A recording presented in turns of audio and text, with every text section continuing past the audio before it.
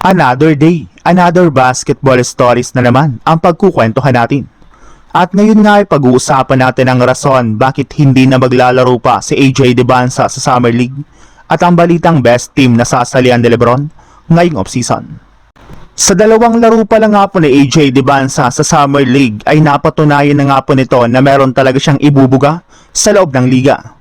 Bagamat man nga po masyado itong nag-struggle sa kanyang shooting, ay nagkaroon rin naman nga po ito ng impressive na performance sa pag-average nga po niya ng 25 points, 7 rebounds, 2 assists, 2.5 steals at 1 block per game.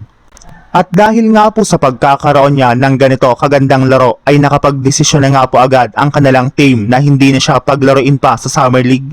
Yes, pagpapahingahin at hindi na nga po ito magpa-participate pa sa kanilang mga susunod na laban. Ang sunod nga pong paglalaroan nito ay ang kanilang darating na game sa pre-season na gaganapin para naman sa darating na Setyembre.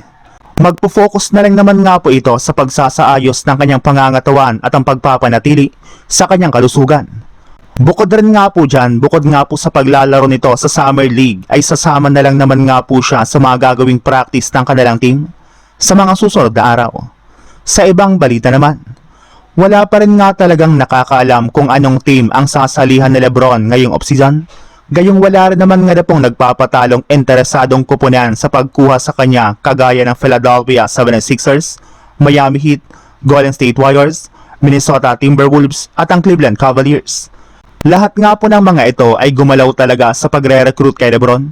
Subalit kung ang isang NBA analyst nga na pang inyong tatanungin, sa mga nabanggit nga pong teams ay ang Miami Heat nga daw ang may best lineup sa pagkakaroon nila ng dalawang legit na superstar big man.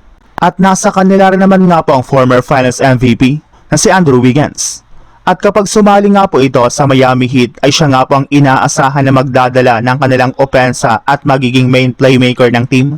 Kaya papabor talaga sa kanya kapag pinili nga po nito ngayong offseason ang Miami Heat. Ibig sabihin, mukhang ang Miami Heat na nga po ang best team na dapat salihan ngayon ni Lebron, kaya malaking chance nga po ito para sa Miami Heat na mapalakas pang lalo ang kanilang lineup ngayong offseason.